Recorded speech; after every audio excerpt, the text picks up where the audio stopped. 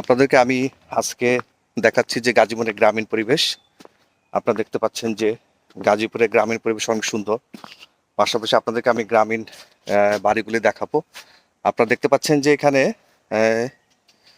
যে গরুর খোয়ার আছে, খোয়ারের পাশাপাশি ধান ধানের রাখা হয়েছে।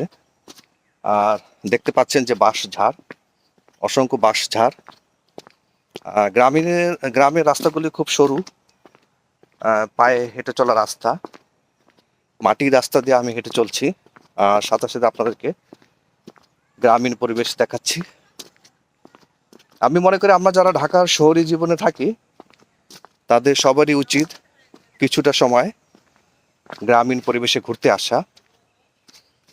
আপনারা যদি গ্রামীণ পরিবেশে ঘুরতে আসতে পারেন তাহলে আপনারা অনেক সুন্দর জিনিস উপভোগ করবেন। দেখতে পাচ্ছেন যে আমি এখানে একটি গ্রামীণ বাড়িতে গ্রামীণ পরিবেশ দেখানোর চেষ্টা করছি। এখানে সুন্দর অনেক গাছ আছে, আপনারা দেখতে পাচ্ছেন গাছ, এটা খুব সুন্দর লিচু গাছ।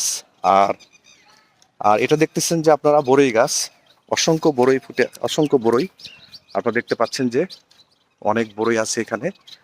আপনারা দেখতে পাচ্ছেন যে গরুর গোয়াল, 3টে গরু আছে, সামনে মুরগি চড়ে বেড়াচ্ছে। এটা হচ্ছে ধানের যে উচ্ছিষ্ট অংশটা থাকে সেটা ওরা, এইটা খুব সম্ভবত ওরা গরুর খাওয়ার কাজে, ওরা গরু ছাগলকে খাওয়ানোর কাজে ইউজ করে থাকে, ধানের খড় যেটা। অনেক সুন্দর সুন্দর গাছগাছালি আছে। আসলে আমরা বাংলাদেশ গ্রাম প্রধান দেশ, আমরা সবাই একটা গ্রাম প্রধান পরিবেশে থাকি।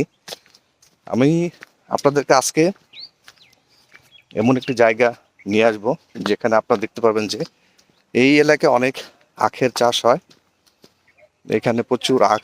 আমি আপনাদেরকে আজকে দেখাবো যে কিভাবে আখের রস মাড়াই করে গুড় বানানো হয়। আপনাদেরকে আমি সেই জিনিসগুলি দেখাবো, আপনারা দেখতে পাবেন। এখন আমি আজকে আপনাদেরকে দেখাবো যে কিভাবে আখের রস, এখানে আপনারা অনেক দেখতে পাচ্ছেন যে অনেক আখ রাখা হয়েছে স্তূপ করে। হ্যাঁ, এখানে আপনারা দেখেন যে এখানে অনেক আখ, এটা সবুজ, এটা লাল কালারের আখ। এই মেশিনটার মাধ্যমে আখ মাড়াই করা হয়ে থাকে। আপনাদেরকে আমি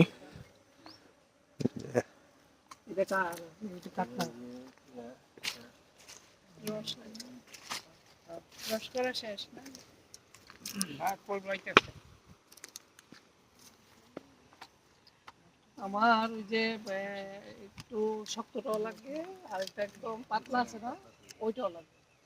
এখন ভিউয়ার্স আপনারা দেখতে পাচ্ছেন যে এখানে কিভাবে আখ থেকে, ওইরকম তাই না, আখের রস থেকে গুড় তৈরি করা হয়। এখানে আখের রস জাল দেওয়া হচ্ছে, আপনারা খুব দেখতে পাচ্ছেন। আপনাদেরকে আমি কাছ থেকে দেখানোর চেষ্টা করতেছি।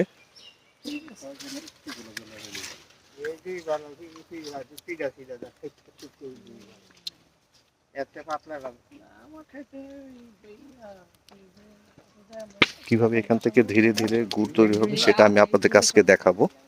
ভিউয়ার্স আপনারা সব আমার সাথেই থাকেন।